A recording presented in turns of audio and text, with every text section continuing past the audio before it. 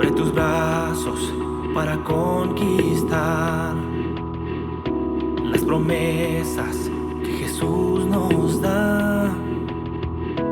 Solo espera y tú verás el milagro que Cristo hará. Un lugar para celebrar la victoria que su sangre nos da. Solo confía y créele que en familia lo encontrará. Hay un lugar para todos, de familia de Dios.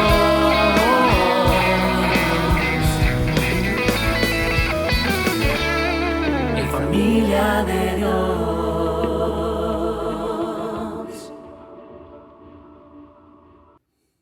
Amados hermanos y amigos, que Dios los bendiga. Gracias por estar en sintonía en este servicio de adoración, de acción de gracias a nuestro Dios y Padre, alabando al Señor, bendiciéndolo y ahora preparados ya para escuchar la bendita palabra del Señor.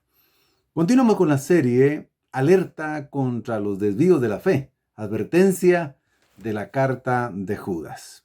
Recordemos que la carta de Judas va dirigida a la iglesia en general, no tiene un destinatario con nombre propio y por eso es a todas las iglesias que estaban en ese entonces y por supuesto ahora por extensión a todas las iglesias verdaderas. Recordemos también que la iglesia del principio, la mayoría, sus convertidos eran judíos, se habían convertido al Señor y el resto eran gentiles, eran paganos, la mayoría con un trasfondo griego que también se habían convertido. La iglesia del Señor, entonces estaba formada mayormente por judíos, pero también por gentiles. Una sola iglesia.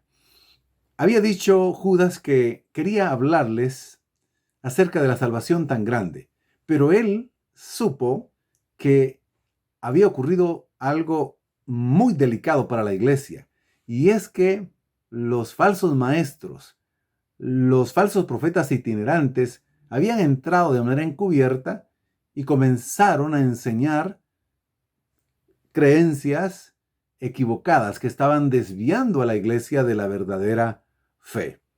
Eso lo habían hecho de manera encubierta. Y eso mismo había sucedido en otras iglesias, como por ejemplo la iglesia que se encontraba en Galacia, a los Gálatas. Pablo les dice que les estaban enseñando otro evangelio. Y eso nos habla a nosotros hoy. Ha pasado ya miles de años, 2000 años prácticamente, y también hoy hay falsos profetas, hay falsos maestros que encubiertamente, que en apariencia están dentro de la iglesia del Señor. Por eso es muy oportuno que estemos alerta contra los desvíos de la fe. Leeremos primeramente el pasaje y luego desarrollaremos la predicación. Leamos por favor Judas, versículo 5 y 7.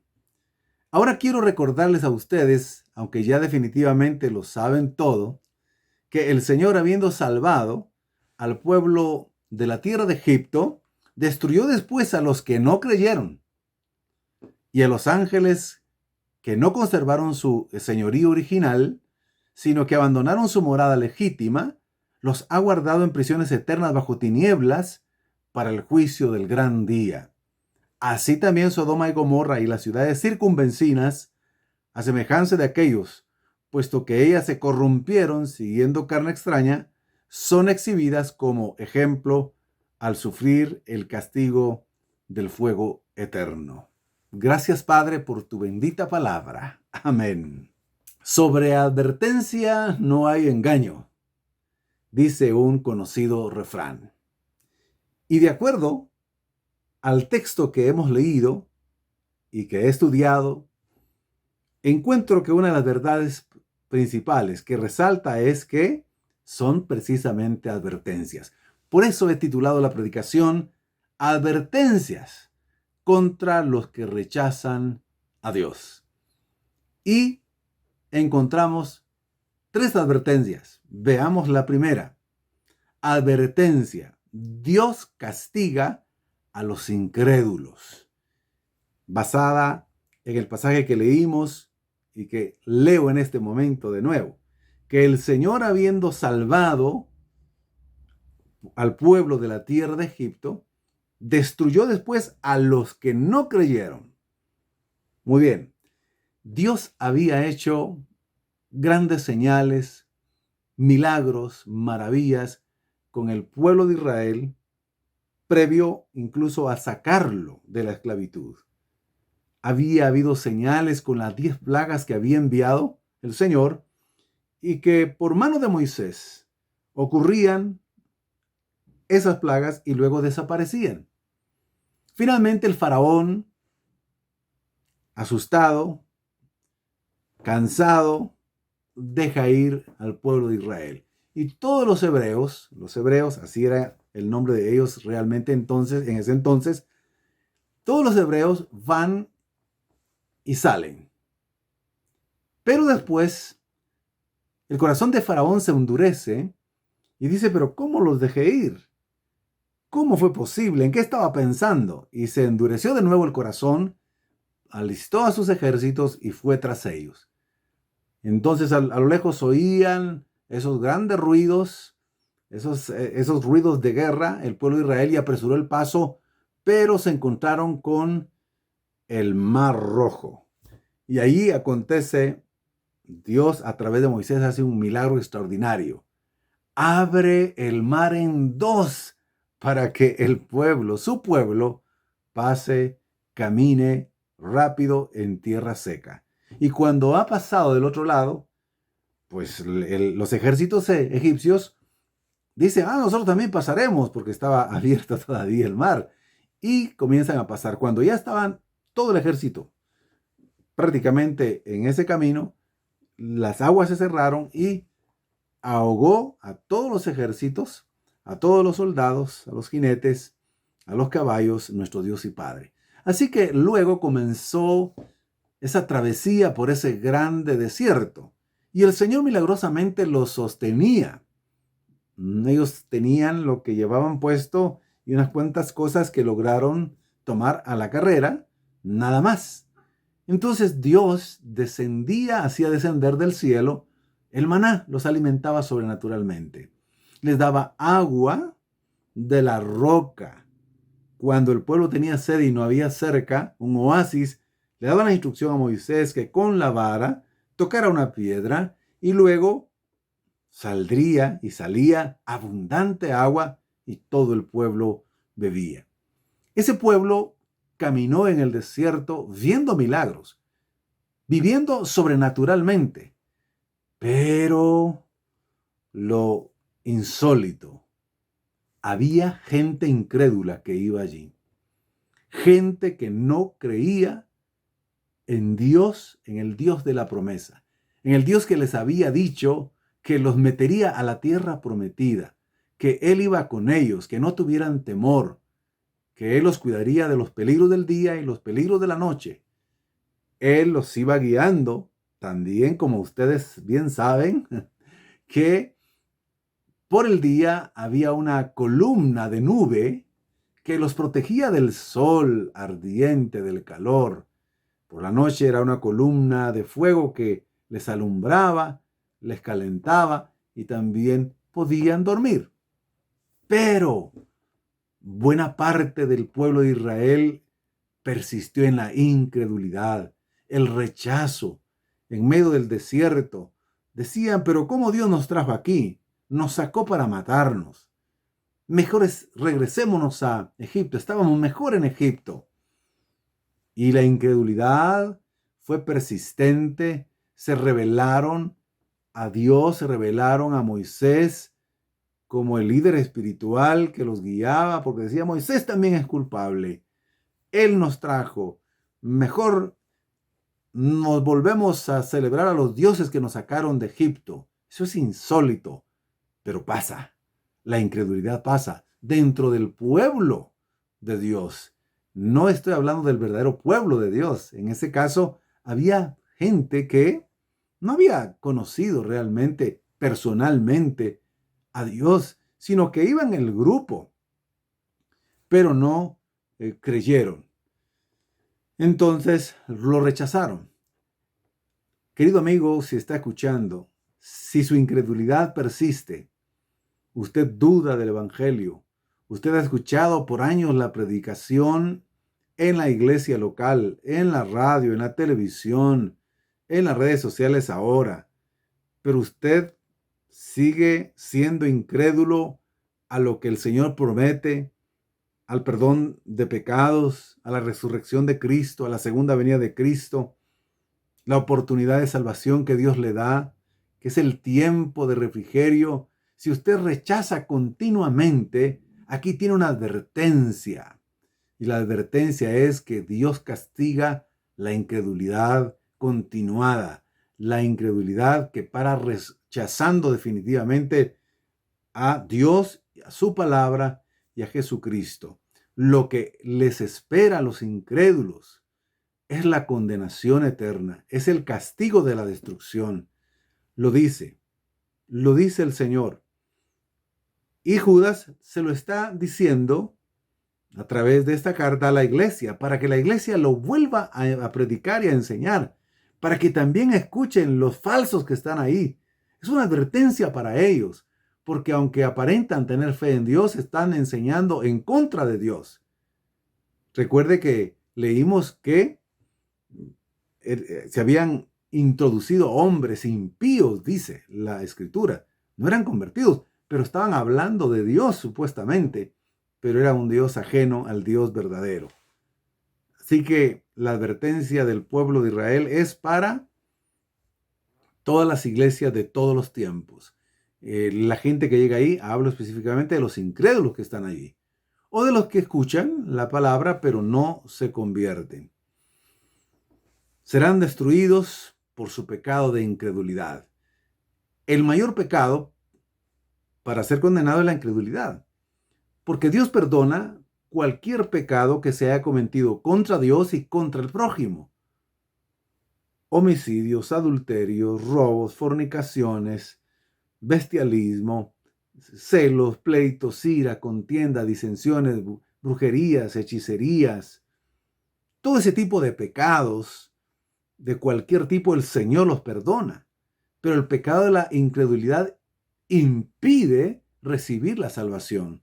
Así que la incredulidad es lo más grave que puede acontecer a la generación adúltera, incrédula, de ese entonces, de todos los tiempos y la que existe ahora. Así que crea en el Señor Jesucristo y será salvo.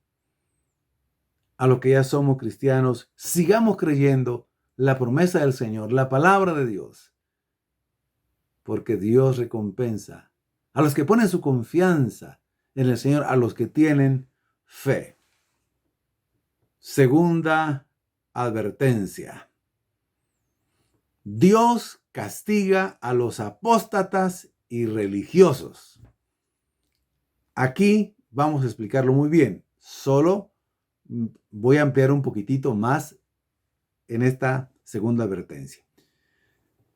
Judas está regresando mucho más atrás de la trágica historia de el Israel incrédulo, de esa buena parte de gente hebrea que iba allí, que no creyó. Va hasta los orígenes incluso y regresa a la desastrosa caída de algunos ángeles. Oiga bien, ángeles, espíritus ministradores, espíritus que adoraban al Señor, espíritus que estaban y eran y existían dentro de la esfera espiritual cerca de Dios, le servían, habían conocido y estaban alrededor del Dios creador de todo el universo. Entonces ellos sí conocían a Dios. Ellos sí conocían el poder, la gloria de Dios, la majestad de Dios, la santidad de Dios, la perfección de Dios. La conocían. Pero estos ángeles, a la cabeza Luzbel, que se convierte en Lucifer, y luego tiene muchos otros nombres como Satanás, el adversario de Dios, en su ibris, en su soberbia, eso es lo que quiere decir, en su orgullo, en su autosuficiencia, quiso ser igual a Dios y ser como Dios y usurpar el lugar de Dios. Y por eso ellos mismos, alguna parte de ellos, abandonaron ese lugar, esa esfera espiritual.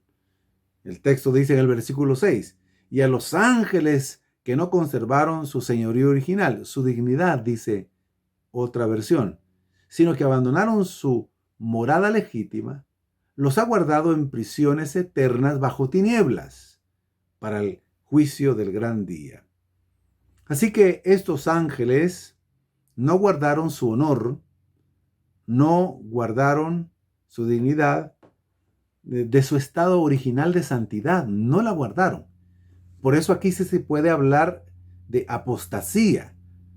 La palabra apostasía viene de la palabra griega apostasía. Prácticamente es una literación idéntica y significa separarse.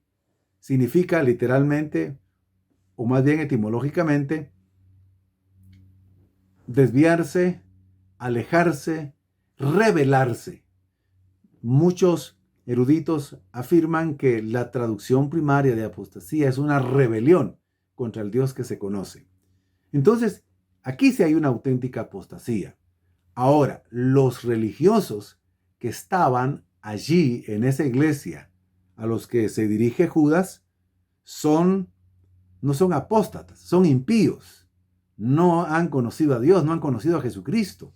Simulan conocer a Dios, simulan ser religiosos. Por eso al final paran negando a Jesucristo, negando que Cristo es Dios, que Cristo es divino, que Cristo perdona pecados. Entonces estos ángeles apóstatan, o apóstatas, y quise decir apostatan de la fe, se rebelaron, se apartaron del camino verdadero en el que andaban, en el que vivían, existían, en el que experimentaron. Entonces abandonaron su morada, la esfera celestial y su propio ambiente. Pero cuando ellos abandonaron voluntariamente, algunos los asocian que como ya no estaban en esta esfera espiritual, vinieron a caer a la esfera material de la tierra, de la creación. Y creen que estos ángeles, así lo interpretan muchos estudiosos de la Biblia, y me impresiona porque conocen bastante, pero aquí muchos se han equivocado en esa interpretación. ¿Por qué? Porque en base a esa alusión, fíjese bien, alusión de Judas, creen que es el cumplimiento de lo que dice Génesis 6, 1, 4. El pasaje en el que se dice que los ángeles, no se dice sino se interpreta, que dejaron el cielo, son llamados ahí hijos de Dios. El texto dice que los hijos de Dios vieron que las hijas de los hombres eran hermosas y se unieron a ellas, tuvieron relaciones sexuales y resultó una raza diferente, los Nefilim, los gigantes. Entonces enseñan ellos que ángeles tuvieron relaciones con mujeres. Eso es herejía. Eso es falsedad. ¿Por qué? Ellos aducen, entre otras cuestiones, que Judas menciona que esos espíritus dejaron el cielo y cayeron en la tierra y que se unieron a las hijas de los hombres y tuvieron hijos, basados en el primer libro de Enoc, pero hay que recordar que el libro de Enoc es un libro apócrifo, no es un libro inspirado. Es una leyenda, es un libro folclórico. Si le ayuda, puedo comparar esto. Es como nuestro Popol Vuh, que cuenta leyendas, que cuenta mitos, que cuenta historias, como ellos lo relataron y como ellos comprendieron su cosmovisión, lo que ellos entendían. Es folclore. Es una literatura de leyendas. Y entonces enseñan que los ángeles y las hijas de los hombres hermosas produjeron una raza superior. Pero la palabra de Dios es la que prevalece y Jesucristo mismo, nuestro Señor, rechaza, aunque no menciona de manera directa, rechaza la creencia de que los ángeles, que son espíritus, pueden tener relaciones sexuales con hombres y mujeres.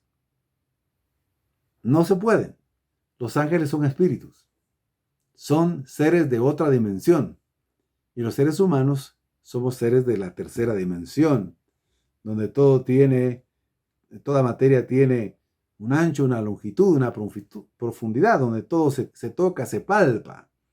Por eso Jesucristo dice en Mateo 22:30 que los ángeles no se casan ni se dan en casamiento. Ellos no tienen sexualidad. Ellos no tienen un género sexual. No tienen órganos físicos sexuales.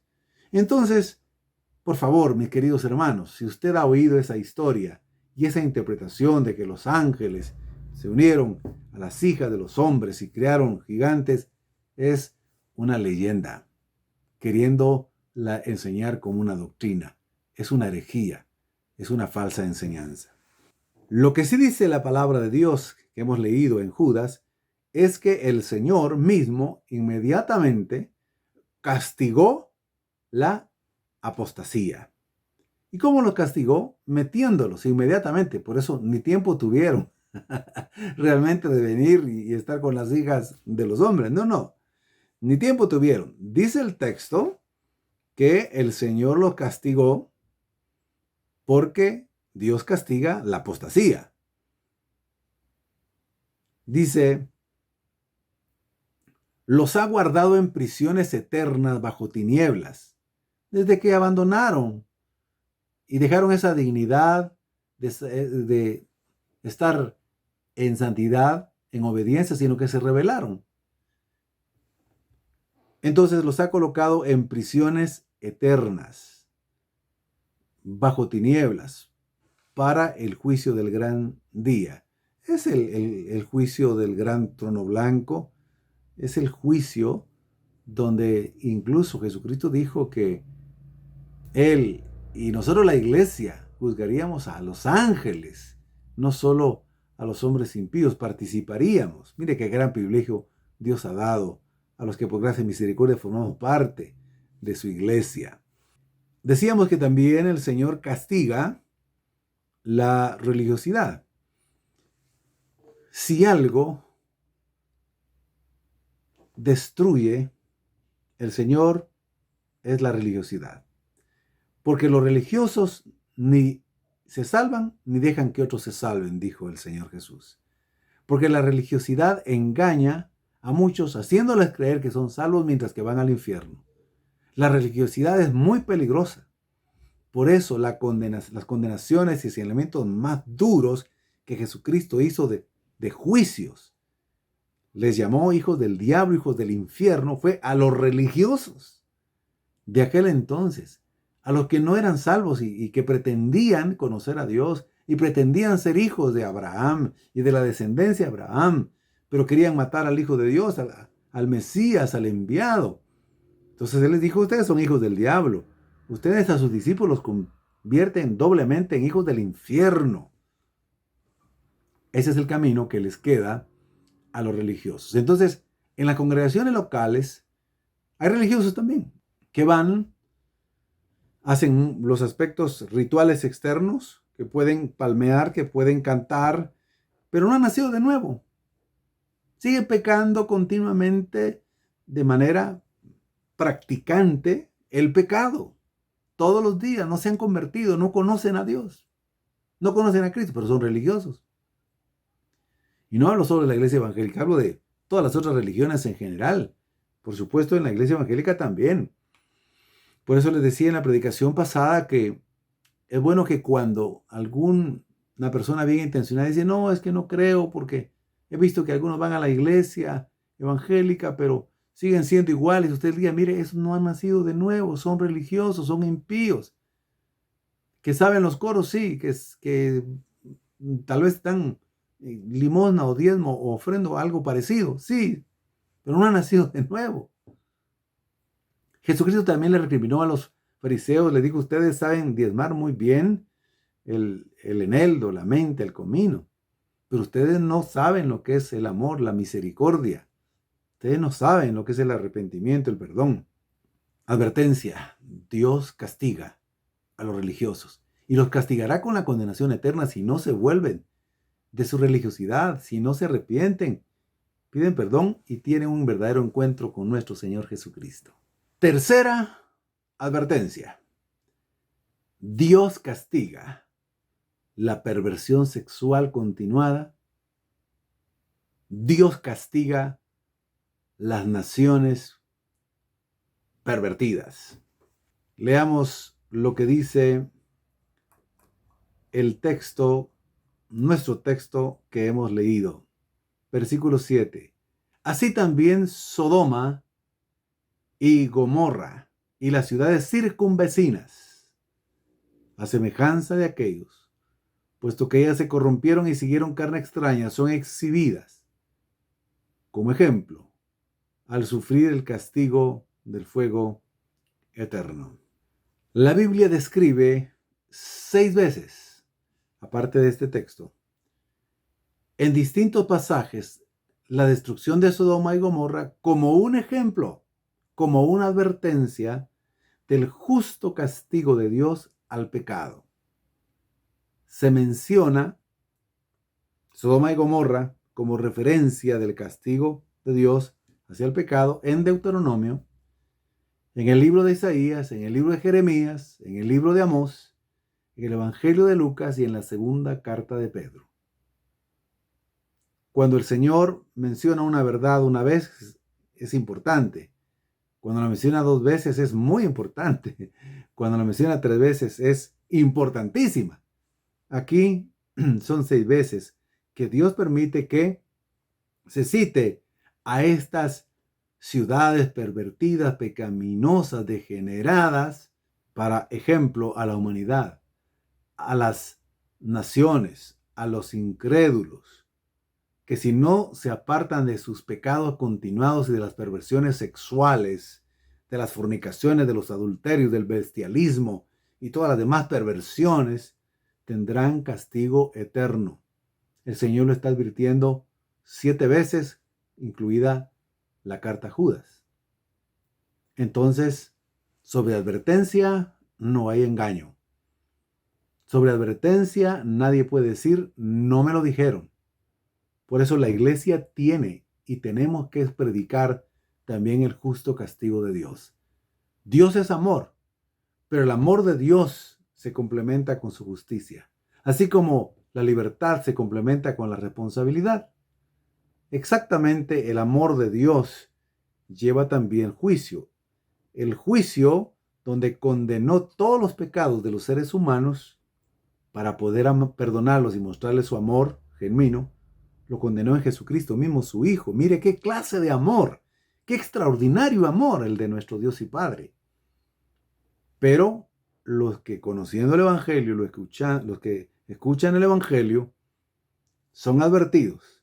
Si no se apartan de su camino de pecaminosidad y de perversión y no se arrepienten, les espera el castigo eterno. Son ejemplo entonces de que Dios castiga con un fuego eterno, que Dios castiga con una separación eterna. Algunos, creyéndose muy piadosos y muy buenas personas, dicen, pero ¿cómo es posible que Dios castigue eternamente por un pecado tan pequeño? Bueno, siempre las analogías de la vida natural nos sirven de ejemplo para las verdades espirituales. Así lo enseñó el Señor Jesús. Cuando Él quería que una verdad espiritual quedara muy clara, le enseñaba y contaba una historia de la vida natural para enseñar una verdad espiritual. Hay pecados que el hombre, eso lo hablamos desde el punto de vista ya de la justicia, del derecho en la tierra, de las leyes que gobiernan. Un pecado se puede cometer en un segundo. Alguien puede disparar a otro y cometer un homicidio, un segundo. O alguien puede disparar en un segundo a otro y si se comprueba que fue con meditación, alevosía y ventaja, y depende de otras cuestiones, puede tener una cadena perpetua por un pecado que se cometió en un segundo. Entonces no es la cantidad de tiempo del pecado solamente, es el pecado en sí. Así que esa es la advertencia para todos. Y de nuevo, recordando el propósito de la carta de Judas, él les dice, adviertan a todos los que se congregan, a la iglesia verdadera y a los falsos que están ahí escondidos, a los que aparentan ser cristianos, para que escuchen que Dios castiga la perversión sexual, porque algunos de estos también estaban incitando a los verdaderos creyentes a que pecaran, a que tuvieran libertinaje y pudieran fornicar y seguir estando en la iglesia como cristianos, a que adulteraran y que pudieran seguir como si nada en la iglesia. Eso pasó en la iglesia de Corinto, que sabían que había un hermano, entre comillas, en la iglesia que tenía relaciones con su madrastra. Pablo dijo, ese pecado tan abominable ni siquiera se mira entre los gentiles, entre los pecadores, entre los no convertidos.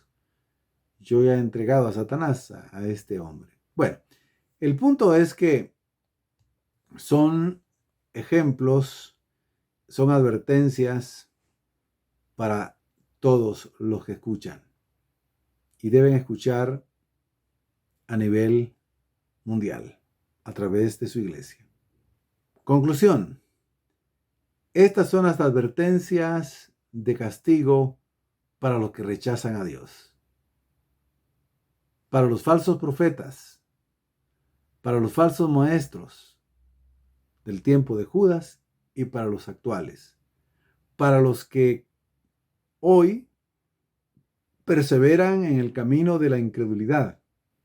Por supuesto, para aquellos que estando en la iglesia saborean de alguna manera la cosa de Dios y se apartan del evangelio. No puedo decir que son nacidos de nuevo, porque un nacido de nuevo jamás se perderá.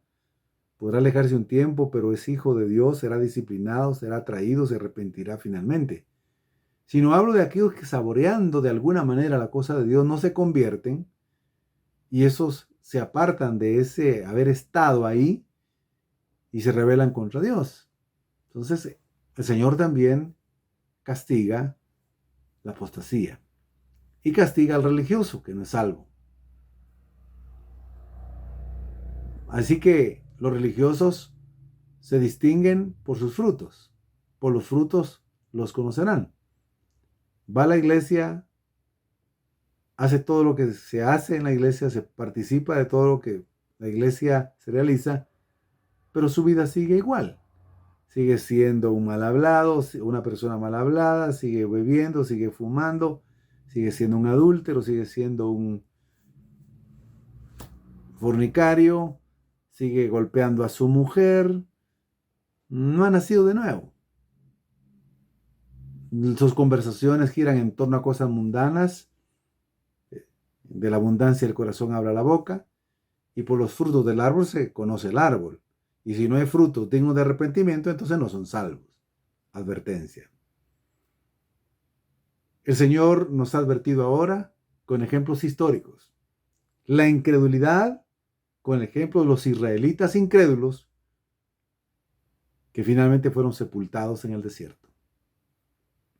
La apostasía, los ángeles infieles que están atados en la oscuridad del infierno. Las ciudades inmorales, Sodoma y Gomorra, que fueron quemadas con fuego. Pareciera una redundancia, pero así lo dice el texto en varios de los textos. Fueron quemadas con fuego, literal, pero también es un tipo del fuego eterno. Gracias a Dios, hay tiempo de salvación todavía. Mis queridos hermanos, mi querida hermana, hermano, iglesia amada, todavía hay oportunidad de que los incrédulos se salven, de que los religiosos se arrepientan y se conviertan de nuevo, que los que están dudosos y que se quieren apartar de la iglesia regresen al Señor, se conviertan y lo amen. Ese es el mensaje que tenemos que llevar a cabo. Tenemos que estar alerta también con aquellos maestros y falsos profetas que nos quieren desviar del verdadero evangelio. Que nuestro Señor Jesucristo bendiga esta palabra y quede en nuestros corazones y nos motive a la acción, a testificar, a evangelizar, a hablar la verdad y también a examinar nuestra propia vida de que vamos en el camino correcto. Oremos un momentito. Padre, muchas gracias en el nombre de tu Jesús por darnos la bendición de escuchar tu palabra, de advertirnos. Sí, Señor, gracias. Y por hacernos la exhortación a través de Judas, a que contendamos ardientemente por la fe. Y como dijo tu otro siervo, Juan Calvino, los Pedros ladran cuando su amo es atacado. Infiel sería yo, indigno, si yo me quedo callado cuando la palabra de Dios es atacada. Gracias, Padre, en el nombre de Jesús. Oro en este momento para que si hay alguien que no conoce al Señor Jesucristo, que no es salvo, su nombre no está escrito en el libro de la vida, en este momento reciba salvación. Por favor, diga conmigo, el que quiere ser salvo. Señor Jesús, creo en ti. Te recibo en mi vida. Hazme hijo de Dios. Perdona todos mis pecados, mis maldades, mis errores. Me arrepiento. Tú eres mi Señor. Lo creo en mi corazón. Tú resucitaste al tercer día. Amén. Si ha hecho esta oración, háganoslo saber. Comuníquese a través del WhatsApp que aparece en pantalla. Y nos comunicaremos con usted para enseñarle los primeros pasos de la vida cristiana. Oro en este momento por todos mis hermanos, mis hermanas que están viendo y que verán esta predicación, para que Dios los bendiga, que Dios los sostenga, que Dios les dé firmeza, que Dios les dé perseverancia en la fe, que el Señor los sostenga en el camino correcto, que las pruebas, las dificultades, las enfermedades, la escasez económica, la pérdida de un ser querido, todos los problemas familiares, de hijos, de matrimonio, todo lo que esté pasando, no sean razones para que usted dude del Señor, para que usted se enfríe, sino que el Señor los fortalezca, los bendiga y confiemos que Él también es nuestro sanador. Él es nuestro proveedor. Él es el que nos consuela, nos ayuda, nos sostiene. Confiemos siempre en el Señor. Él no defrauda a quien confía en Él. Él no rechaza a nadie que viene a Él. Doy gracias a Dios y oro por la Iglesia de Jesucristo, la familia de Dios, que persevera en la fe, que persevera en las actividades que realizamos con estas nuevas modalidades. Que el Señor les bendiga y les multiplique, porque siguen dando a la obra del Señor. Que nuestro Señor Jesucristo les bendiga a todos, el Señor los guarde y los sostenga, y si Él lo permite, nos vemos la próxima semana. Que Dios les bendiga. Hasta pronto y un abrazo en Cristo Jesús. Abre tus brazos para conquistar las promesas que Jesús nos da. Solo espera y tú verás el milagro que Cristo hará.